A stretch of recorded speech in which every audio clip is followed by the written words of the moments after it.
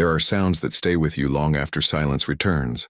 The rhythm of boots on concrete, the electric hum of floodlights burning through mountain darkness, the steady beep of biometric monitors tracking something that shouldn't exist. My name is Private First Class Nathan Cross, 22 years old when it started, fresh out of basic training, assigned to what my orders called Special Asset Security Detail at a classified military research facility in the Cascade Mountains of Washington State. They don't tell you everything in the briefing. They mention biological specimen of strategic interest. They emphasize operational security, need-to-know protocols, and penalties for unauthorized disclosure that include federal prison and worse. They show you the facility, reinforced containment, state-of-the-art monitoring systems, an entire underground complex built into the mountainside. What they don't tell you is that you'll be guarding something that watches you back, something that learns your schedule, your habits, your name, something that after 9 months of silence will speak that name in a voice that sounds almost human and change everything you thought you understood about duty, orders, and the difference between right and legal. This is what happened in the 72 hours that followed. This is why I'm no longer a soldier. The facility designated as Research Station K7 sat beneath Mount Baker National Forest, 43 miles from the nearest town, accessed through a network of service roads that officially belonged to the Forest Service. Above ground, communication towers, utility buildings, the appearance of routine infrastructure maintenance. Below ground, something else entirely. I arrived in January 2024, part of a 6-man security rotation assigned to what command called Low-Intensity Protective Detail. The pay grade was higher than standard infantry postings. The security clearance requirements were extensive, and the non-disclosure agreements we signed made it clear that discussing our assignment with anyone, including other military personnel, would result in immediate court-martial. My first week consisted of orientation, protocol training, and gradually learning what we were actually protecting. Subject is designated Specimen K7, Sergeant Ramos explained during my initial briefing. He was career Army, 23 years in, with the tired eyes of someone who'd stopped asking questions a long time ago. Captured 14 months ago in the North Cascades backcountry. Unclassified hominid, estimated 8 feet tall, approximately 450 pounds. Exhibits high intelligence, tool recognition, and advanced pattern learning. What species? I asked. Unclassified means we don't know, Private. Could be a Gigantopithecus descendant. Could be something that split from the human line before Homo sapiens. Could be something we don't have taxonomy for. He pulled up security footage on a monitor. What matters is this. It's valuable, it's contained, and your job is to make sure it stays that way. The footage showed a massive figure moving in a large containment space designed to simulate natural habitat. Concrete floor covered with transplanted forest soil, living trees somehow thriving under full-spectrum lighting, a small creek system with running water. The creature itself was covered in dark brown hair, moving with a fluid grace that seemed wrong for something that large. And then, it looked directly at the camera. The eyes were wrong. Not animal eyes. Too much awareness, too much calculation behind them. They didn't just see the camera. They understood what it represented. It knows it's being watched, I said quietly. Always, Ramos confirmed. Specimen K7 has shown consistent awareness of surveillance systems. It avoids cameras when possible, positions itself in sensor blind spots, and has twice attempted to disable monitoring equipment during early containment. Has it been aggressive? Negative. No hostile actions toward personnel, but command considers it potentially dangerous due to size and unknown behavioral parameters. He closed the footage. Your shift runs 2200 to 0600, Security Station 3. You monitor vitals, observe behavior, log any anomalies. You do not enter containment under any circumstances. You do not attempt communication. You do not deviate from established protocols. Clear? Clear, Sergeant. He stood, gathering his materials. One more thing, Private. The psychological profile on this assignment shows elevated stress markers. Extended observation of intelligent captive species tends to produce conflicted feelings in personnel. You start having doubts about the mission. You report to the staff psychologist immediately. We've had 2 guards request transfer in the past year. What happened to them? They were transferred, after extensive debriefing and enhanced NDA enforcement. His expression made clear what that meant. They were reminded forcefully of the consequences of talking. That night I took my first shift at Security Station 3, The station was a reinforced observation post, with one-way glass overlooking the containment space, equipped with full environmental monitoring, communication systems, and emergency protocols. My orders were simple: watch, document, report. For 8 hours, I watched specimen K7 exist. It didn't pace or show signs of stress. It simply lived, drank from the creek, sat beneath one of the transplanted pines, occasionally moved to different areas of the space, always with that same fluid deliberation, and sometimes it looked directly at where I sat behind the one-way glass, as if it could see through the barrier, as if it knew exactly where I was. At 05:30, during the last hour of my shift, the creature did something unexpected. It approached the observation window and placed one massive hand flat against the glass. Not aggressive, not threatening, just reaching. The gesture looked almost human. I sat frozen, my training screaming at me to report unusual behavior, my instinct telling me something else entirely. This wasn't a specimen making a random movement. This was someone trying to communicate. I didn't report it, I don't know why, but I logged it as routine observation period, no anomalies. The first of many lies I would tell. The routine established itself over weeks, then months. 4 nights a week, 8 hours per shift, watching a creature that shouldn't exist live a life that wasn't really living. The other guards maintained professional distance, following protocols, treating the assignment as they would any security detail. But I found myself paying attention to details that probably didn't matter. The way specimen K7 arranged stones in careful patterns near the creek, the specific trees it preferred to rest beneath, the times it seemed most active or most withdrawn. Patterns. The creature's entire existence was built on patterns. By month 3, I realized something the official reports hadn't mentioned. Specimen K7 was observing us as much as we observed it. It had learned the guard rotation schedule. I could tell because its behavior shifted slightly when different personnel were on duty. More withdrawn during Corporal Hayes's shifts. Hayes made frequent noise, talked on his phone despite protocols. More active during mine. I maintained silence, moved minimally, avoided unnecessary disturbance. It was adapting to individual observers. You notice how it reacts differently to different guards? I asked Ramos one morning after shift change. He shrugged. All animals respond to behavioral cues. Dogs know who's going to feed them, who's going to play. Same principle. This isn't a dog, Sergeant. No, but it's also not your concern beyond observation protocols, Private. The warning was clear, but I couldn't stop noticing. Month 4. Specimen K7 began leaving objects near the observation window. Stones arranged in specific patterns. Small branches placed in geometric configurations. Nothing threatening. Just arrangements. Like messages in a language I couldn't read. Month 5. I realized the patterns corresponded to time. The creature was marking our shift changes, creating visual records of when guards arrived and departed. It was tracking us the way we tracked it. Month 6. The facility brought in a new research team. Doctors Yardley and Chen, civilian contractors with Department of Defense credentials, and an interest in cognitive capacity assessment. Their protocols involved puzzle boxes, pattern recognition tests, tool use challenges. Specimen K7 solved every test within the first attempt. The cognitive capacity is remarkable, Dr. Yardley noted during a briefing I was required to attend. Tool recognition, problem solving, and most significantly, deferred gratification. Subject can hold a solution strategy and working memory across multiple sessions, suggesting executive function comparable to great apes or possibly early hominids. What does that mean for containment? Ramos asked. It means your subject is very, very intelligent and probably very, very bored. That night I watched Specimen K7 completely ignore the new enrichment items the research team had introduced. Puzzle feeders, climbing structures, interaction toys. Instead, it returned to its usual position beneath the pine tree, sitting in absolute stillness.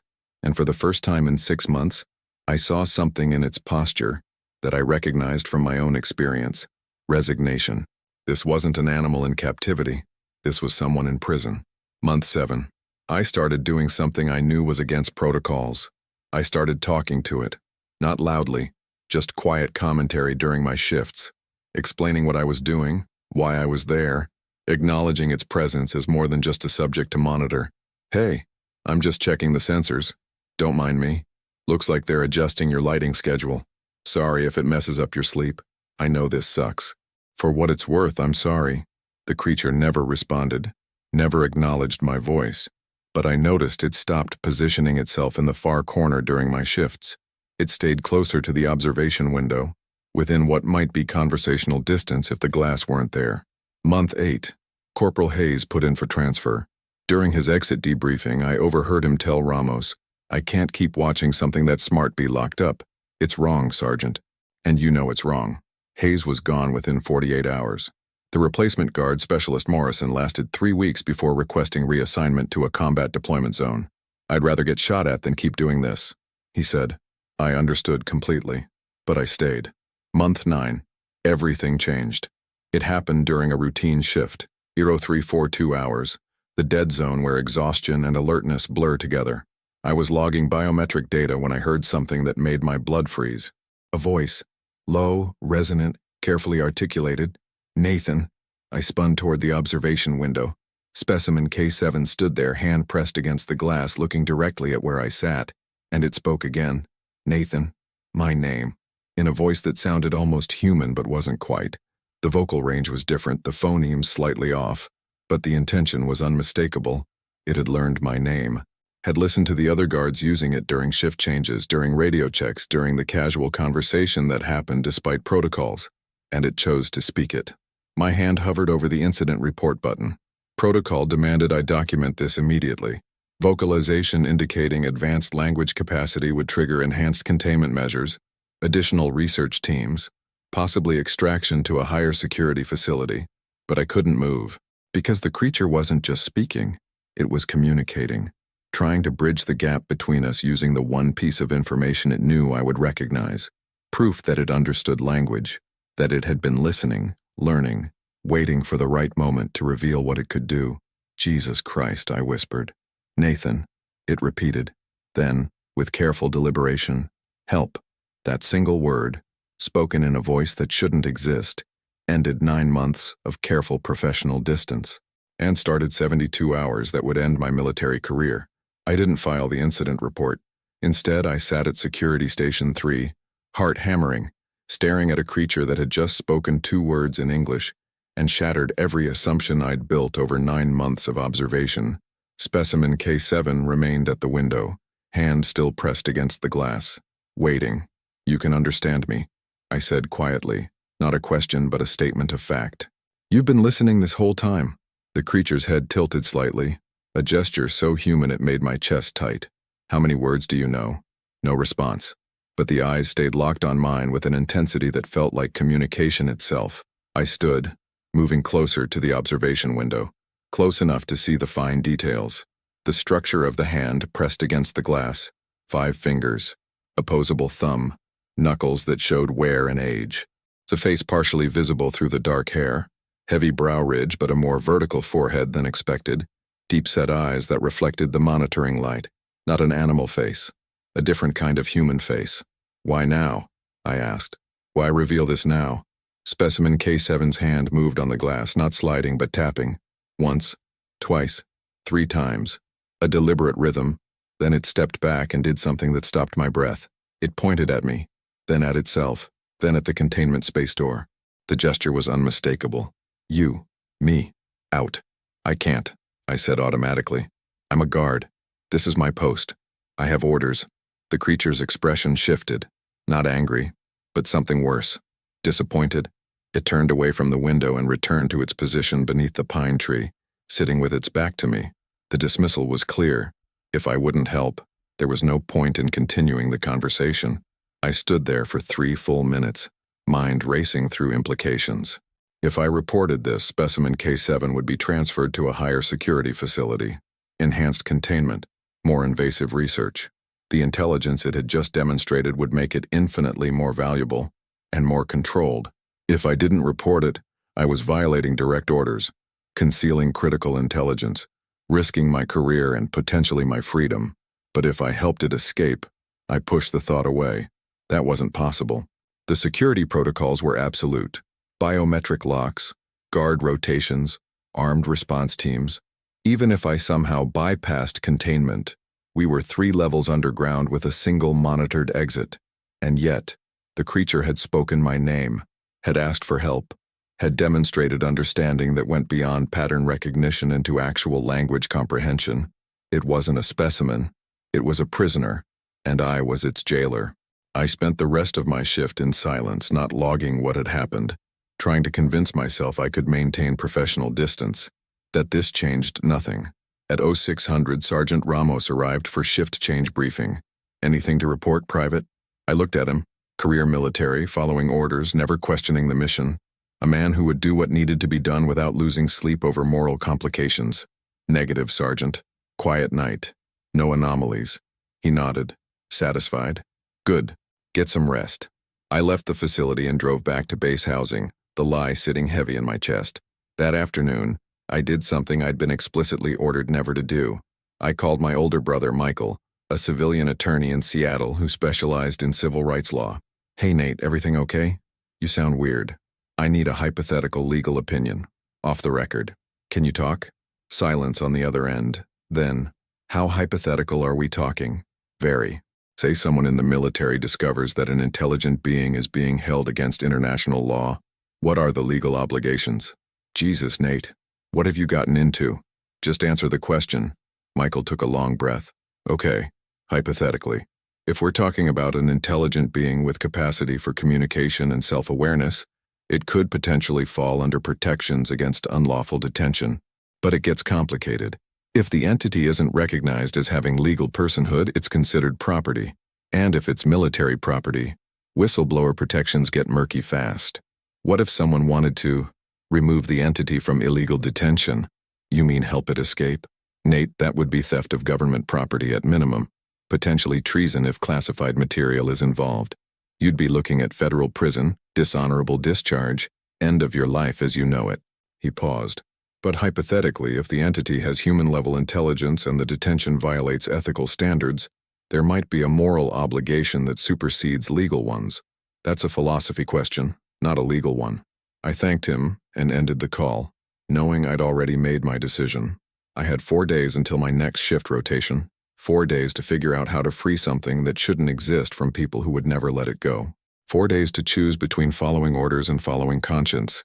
I spent those days gathering information, guard schedules, security protocols, emergency procedures, the layout of underground access tunnels, shift change vulnerabilities, and I reached out to the one person I thought might understand, Corporal Hayes, who'd requested transfer because he couldn't stomach the assignment anymore. We met at a bar in Bellingham, far from base. "I need to know something," I said. "When you were on guard duty, did it ever speak to you?" Hayes went pale. "How do you, yes or no?" He took a long drink. "Once. Said my name. Said please. That's when I knew I couldn't keep doing it." He met my eyes. "You're thinking about doing something stupid, aren't you?" "I'm thinking about doing something right." "Same thing, in this context." He leaned forward. "Listen, Cross, I get it, but they will catch you. The security is too tight, and when they do, your life is over. Not just your career, your actual life. People who cross DoD black projects don't get court-martialed. They disappear. What would you do? If you could go back?"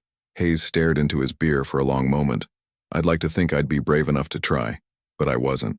I took the safe exit." He looked up. "If you do this, you can't do it alone. You'll need help. Someone on the inside." "Who?" "Dr. Chen, the researcher. I think she has doubts too. I saw her arguing with Yardley about enhanced interrogation protocols. She wanted to reduce containment stress. Yardley overruled her. It was the first piece of hope I'd felt in 4 days.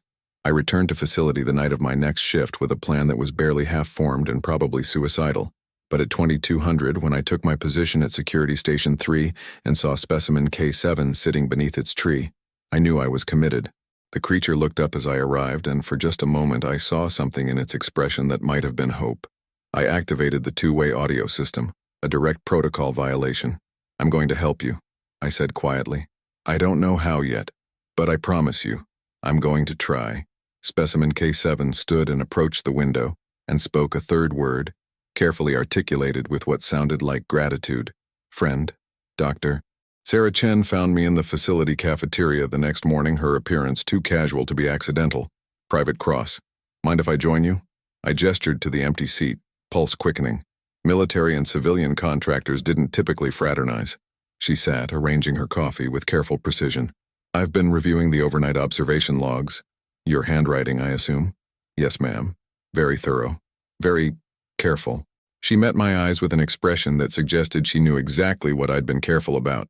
I notice you log behavioral observations with more detail than other guards. Most just note, subject inactive or routine movement. You document patterns, preferences, what appears to be decision-making processes. I kept my expression neutral. I take the assignment seriously.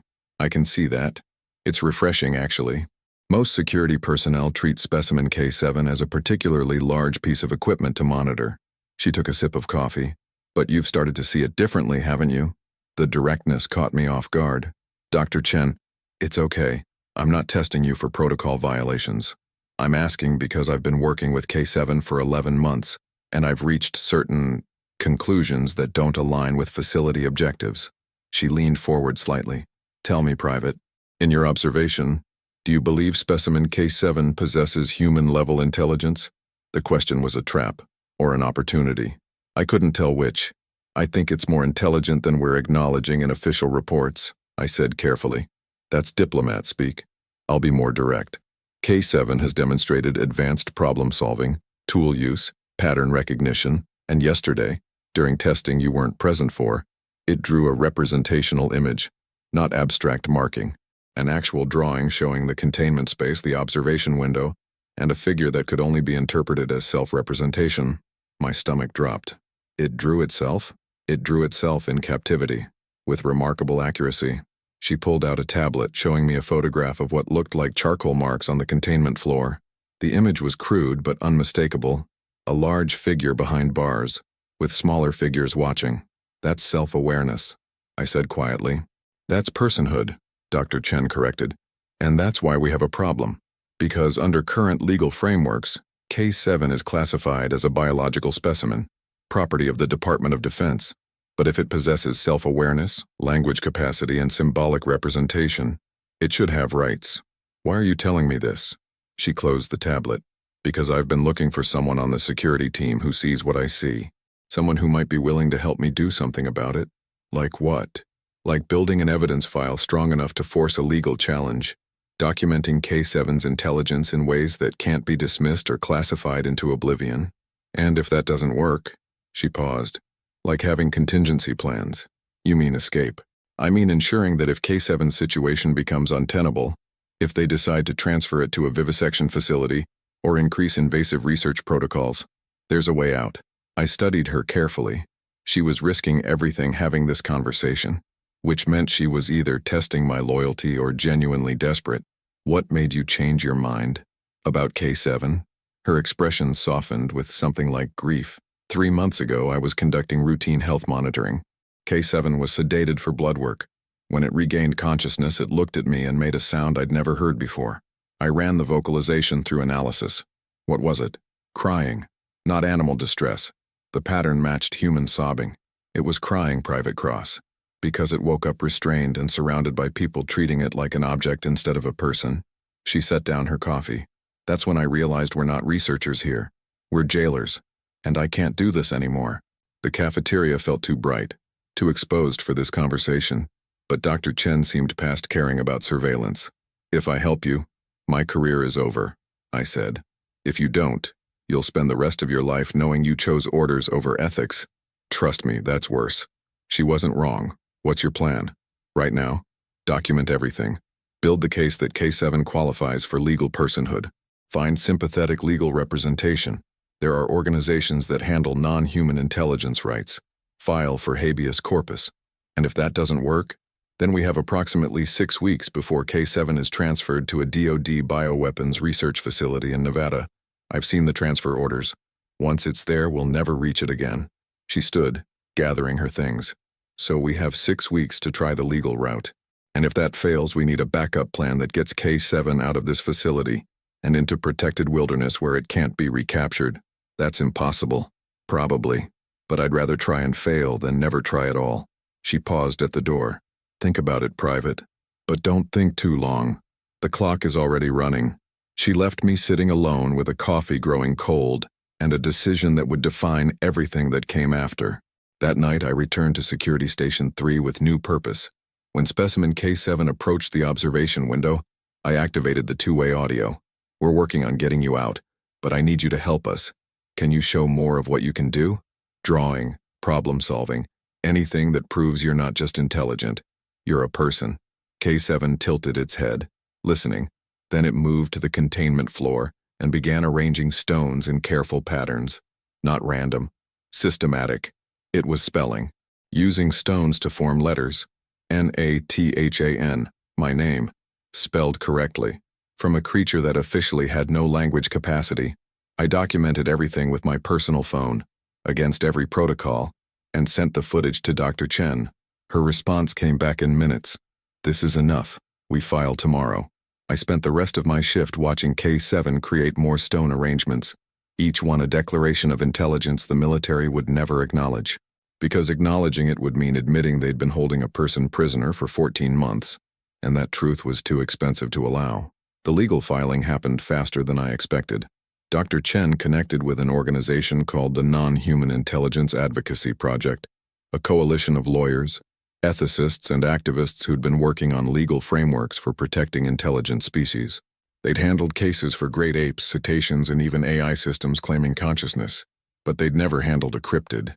The habeas corpus petition was filed in federal district court in Seattle, arguing that individual K7 was being held in unlawful detention without due process, that it possessed sufficient intelligence and self-awareness to qualify for legal personhood, and that its captivity violated both constitutional protections and international agreements on treatment of intelligent beings. The evidence package included Dr. Chen's cognitive assessments, my observation logs, video footage of K7 spelling words with stones, analysis of its vocalizations showing structured language, and the drawing depicting self-awareness of captivity. We filed on a Thursday morning. By Thursday afternoon, the military response was overwhelming. Federal marshals arrived at the facility with orders to confiscate all research materials related to K7. Dr. Chen was placed on immediate administrative leave, her security clearance suspended, her access to the facility revoked, and I was summoned to the base commander's office for what they called clarification of recent activities. Colonel Hendricks sat behind his desk like a judge at sentencing. Private Cross. I'm trying to understand how a rookie soldier with 9 months in assignment decided to participate in a legal action against the United States military. Sir, I provided documentation of what I observed. You provided classified intelligence to unauthorized civilians. He interrupted. You violated your security clearance. You broke your NDA, and you conspired with a contractor to undermine a DoD strategic asset program. He leaned forward. Do you understand the severity of what you've done? I understand that we're holding an intelligent being prisoner without trial, without rights, and without acknowledgement of what it actually is. What it is a biological specimen of strategic importance. What it represents is potential intelligence regarding unidentified species populations, behavioral patterns, and genetic data that could have applications in everything from evolutionary biology to medical research. It drew a picture of itself in prison, sir. It spelled my name with rocks. It asked for help. That's not a specimen. That's a person. Hendricks's expression hardened. Your personal feelings about the assignment are noted, but you're a soldier, Private. You follow orders. You don't make moral judgments about strategic decisions above your pay grade. Sir, with respect, you're confined to quarters pending court-martial proceedings. Your security clearance is revoked. You are not to have contact with Dr. Chen, any member of the legal team, or any media representatives. If you violate these restrictions, you will be held in military detention. Do you understand? I stood at attention. Yes, sir. Dismissed. I was escorted back to base housing by MPs, my phone confiscated, my laptop seized, confined to a small room with no communication access and armed guards outside my door. But they'd made a mistake. They assumed I was the only sympathetic person on the security team. They assumed confining me would end the problem. They were wrong. That night, someone slipped a note under my door. No signature, just 2 sentences. Doctor, Chen says the hearing is Monday. K7 transfer has been moved up to Sunday night. They were going to move the creature before the court could rule. Take it somewhere beyond legal reach and bury the entire case in classification. We had 72 hours. I couldn't leave base. Couldn't contact Dr. Chen or the legal team. Couldn't even access a computer to warn anyone. But I could do one thing. At 0200, I waited until the MP outside my door did his routine patrol circuit. 15 minutes to walk the building perimeter. I'd watched him do it 3 nights in a row. Always the same timing. I had 14 minutes. I used the emergency exit at the back of the housing unit, triggering an alarm I knew would bring the MPs back in 5 minutes, and ran. Not to the parking lot where they'd expect, to the secure vehicle depot where facility transport trucks were maintained. I knew the security code. I'd seen Sergeant Ramos use it 100 times. I accessed the depot, found the keys to a transport van in the security office, and drove off base using a service exit that wasn't actively monitored at night. I had maybe 20 minutes before they realized I was gone, maybe 40 before they set up roadblocks. I drove straight to Seattle, to the office address listed on the legal filing for the Non-Human Intelligence Advocacy Project. Dr. Chen was there, along with 3 lawyers working through the night on the case. She looked up when I burst through the door, breathless and technically AWOL. Private Cross. They're transferring K7 Sunday night. Before your hearing, you have less than 3 days to get a court order stopping the transfer. The lead attorney, a woman named Rebecca Watts, immediately grabbed her phone. I'll file an emergency injunction first thing in the morning. But we need stronger evidence of intelligence. The initial filing was compelling, but the DoD will argue it's trained behavior, not actual consciousness. What do you need? A conversation, Dr. Chen said quietly. If K7 could communicate directly with the court, demonstrate language capacity in real time, show that it understands its own legal status. She looked at me, but that would require access to the facility, which none of us have anymore. I took a breath, feeling the weight of the choice I was about to make. I know the guard rotation, I know the security codes, and I know that Specialist Morrison, who replaced Corporal Hayes, has been having the same doubts I did. I looked at each of them. If we're going to do this, we do it now, tonight, before they increase security for the transfer. Rebecca Watts put down her phone. Private Cross, what you're describing is felony break-in to a federal facility, possibly armed confrontation with military security, and conspiracy to commit theft of government property. Everyone involved would face federal prison time. I know. And you're willing to accept those consequences? I thought about 9 months of watching something intelligent live in captivity, about hearing my name spoken by a voice that shouldn't exist, about a drawing of a prisoner made by its own hand. Yes, ma'am, I am. Dr. Chen stood up. Then let's go free a person. The plan was insane and probably suicidal, built on optimism and desperation in equal measure. Dr. Chen still had her facility access card, revoked in the system, but the physical removal took 24 to 48 hours to process. Morrison was on duty at Security Station 3 and had responded to a carefully worded text message with, "I'm in, but we have one shot at this." Rebecca Watts and her team would remain at the office, ready to file emergency legal motions the moment we had K7 out.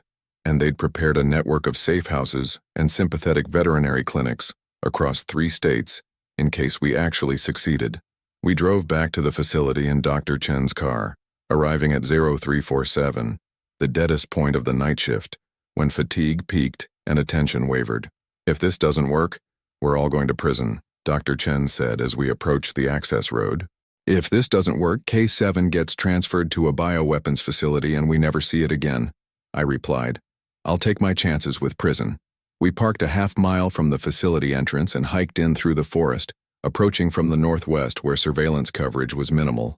Morrison had left a service entrance unlocked, his one contribution that could be claimed as oversight rather than conspiracy. We slipped inside at 423. The facility was eerily quiet, running on minimal night staff. Most personnel were above ground in the support buildings. Only 3 guards covered the underground levels during this shift. Morrison met us at the stairwell to level 3. He looked terrified and determined in equal measure. You've got maybe 15 minutes before Ramos does his rounds. After that, all hell breaks loose. What about the other guards? Dr. Chen asked. Jenkins is at Station 1. He won't leave his post unless there's an emergency. Richards is doing perimeter checks above ground. That gives you a window. He handed me a security key card. This will access Containment 7, but you need a biometric scan to open the inner door. Dr. Chen's should still work. They haven't updated the system yet. We moved quickly through the corridor, every footstep feeling too loud against the concrete floor. Security Station 3 was dark when we arrived. I took position at the observation window while Dr. Chen accessed the containment controls. K7 sat beneath its tree, apparently asleep. I activated the two-way audio. "Hey, it's Nathan. We're getting you out, but we need to move fast." The creature's head lifted immediately. It stood, moving toward the observation window with surprising speed. "Dr. Chen is opening the door, but once we do, every alarm in this facility goes off. We'll have maybe 3 minutes to reach the surface before armed response teams lock everything down." K7 made a low vocalization, not words, but acknowledgement. "Are you ready?" It positioned itself at the containment door, muscles tensed, clearly understanding what was about to happen. Dr. Chen's hands shook as she entered the release codes. "Last chance to change our minds. Open it," I said. She pressed her palm to the biometric scanner. For one terrible second, nothing happened. Then the indicator light flashed green, and the reinforced door began to slide open. K7 emerged from containment for the first time in 14 months. Standing in the corridor, unrestrained, it looked impossibly large. 8 feet of muscle and intelligence and barely contained energy. For a moment I wondered if we'd made a catastrophic mistake, if the creature would bolt, would attack, would do something that justified every protocol we'd violated. Instead, K7 did something completely unexpected. It looked at Dr. Chen and spoke clearly. "Thank you." Then it looked at me and added a second phrase, carefully articulated. "Friend, Nathan, friend." The words were heavily accented, the phonemes not quite right, but the meaning was unmistakable. Every alarm in the facility erupted simultaneously. "Go!" Morrison shouted from his position at the stairwell. "They'll lock down in 90 seconds. We ran. K7 moved with fluid speed, its large frame somehow navigating the corridors with precision. Dr. Chen and I struggled to keep pace. Behind us, I heard shouting, guards responding to the alarm, emergency protocols activating. We reached the service exit just as the first lockdown gate began descending. Morrison threw himself into the gap, using his body to keep it from closing. "Get out! I'll hold it as long as I can." K7 ducked through the narrow opening. Dr. Chen followed. I hesitated. "Morrison, go. Someone has to stay behind to make this look less like conspiracy. I'll say you overpowered me." He grinned despite the circumstances. "Tell the world what we were keeping down here. Make it mean something." I grabbed his hand briefly, the only thanks I had time for, and dove through the gate. It slammed shut behind me with Morrison on the other side. We emerged into pre-dawn darkness, the facility lights blazing behind us as armed response teams mobilized. "The forest," Dr. Chen gasped. "If we can reach dense coverage, K7 will know how to disappear. That's what it does." We ran into the tree line, branches whipping past, the sound of pursuit growing behind us. And then K7 did something remarkable. It stopped running. It turned to face me and Dr. Chen, placing one hand on each of our shoulders. The gesture was gentle, deliberate. Then it vocalized something long and complex. Words I couldn't understand but felt the meaning of anyway. "Goodbye. Thank you. I'm free now." It released us and vanished into the forest with a silence that seemed impossible for something so large. One moment there, the next gone, like it had never existed at all except as a story, a legend, a shadow in the trees. Dr. Chen and I stood alone as the sounds of pursuit grew closer, knowing we'd just committed career suicide and possibly actual federal crimes. But K7 was free, and that made everything worth it. The arrest happened at dawn. Military police found Dr. Chen and me hiking out of the forest, exhausted and muddy, with no plausible explanation for being there. We were separated, handcuffed, read our rights, and transported back to base under armed escort. The questioning lasted 18 hours. They wanted to know where K7 had gone, what our plan was, who else was involved, whether we'd been in contact with foreign intelligence services or animal rights extremist groups. I gave them nothing but name, rank, and serial number. Dr. Chen invoked her right to legal counsel and said nothing at all. By Sunday morning, the story had leaked to media. Someone at the courthouse, probably Rebecca Watts's team, had provided the habeas corpus filing to journalists, complete with the evidence we'd submitted. Videos of K7 spelling words, audio of it speaking English, documentation of its cognitive capacity. The coverage exploded. Military holds intelligent cryptid in secret facility, ran in the Seattle Times. Bigfoot speaks English, asks for freedom, trended on social media. Legal battle for non-human personhood, reaches federal court, appeared in the Washington Post. The Department of Defense issued terse denials, claiming the reports were based on misinterpreted research data and that no such creature had ever been in custody. But the evidence was already public, and public pressure was mounting. By Monday, protests had organized outside military installations across the Pacific Northwest. Legal organizations filed amicus briefs supporting K7's right to personhood. Scientists from around the world demanded transparency, and somewhere in the Cascade Mountains, K7 remained free. Search teams spent weeks combing the forest, using helicopters, thermal imaging, tracking dogs. They found nothing. The creature had vanished into terrain it knew intimately, leaving no trace. My court-martial was scheduled for December. I was charged with theft of government property, unauthorized release of classified biological asset, conspiracy, violation of security protocols, and about a dozen other offenses that added up to 20-plus years in military prison. Dr. Chen faced similar federal charges in civilian court. Morrison was charged with dereliction of duty and providing material support to an escape, though his lawyers argued successfully that he'd been coerced and deserved leniency. But something unexpected happened during the pretrial proceedings. Rebecca Watts and her legal team filed a motion arguing that all charges should be dismissed because the underlying premise, that K7 was property that could be stolen, was legally invalid. If K7 possessed human-level intelligence and personhood, then we hadn't stolen property. We'd freed a prisoner. The argument was unprecedented and probably doomed to fail, except it didn't. The federal judge assigned to Dr. Chen's case, a progressive appointed known for creative legal reasoning, issued a preliminary ruling stating that the question of K7's legal status needed to be resolved before criminal charges could proceed. If K7 was a person, no crime had occurred. If K7 was property, we were guilty. But the government couldn't prove K7's status without producing K7, which they couldn't do because it was gone. The legal limbo stretched for months. My court-martial was postponed pending resolution of the civilian case. Dr. Chen remained free on bail, working with advocacy organizations. And gradually, quietly, the military decided that prosecuting us was more trouble than it was worth. The charges were reduced. Plea deals were offered. I accepted a dishonorable discharge and probation in exchange for agreeing never to discuss classified aspects of my service. Dr. Chen's charges were dropped entirely when the government couldn't produce sufficient evidence. They'd been so aggressive in classifying K7-related materials that they couldn't use any of it in open court. By spring, we were free, not vindicated, not cleared, but free, and K7 remained free too. Somewhere in the vast wilderness of the Pacific Northwest, living the life it should have had all along. I never returned to military service. The dishonorable discharge ended that path permanently. No security clearances, no defense contractor work, no careers that required trust or clean records. But I found other work.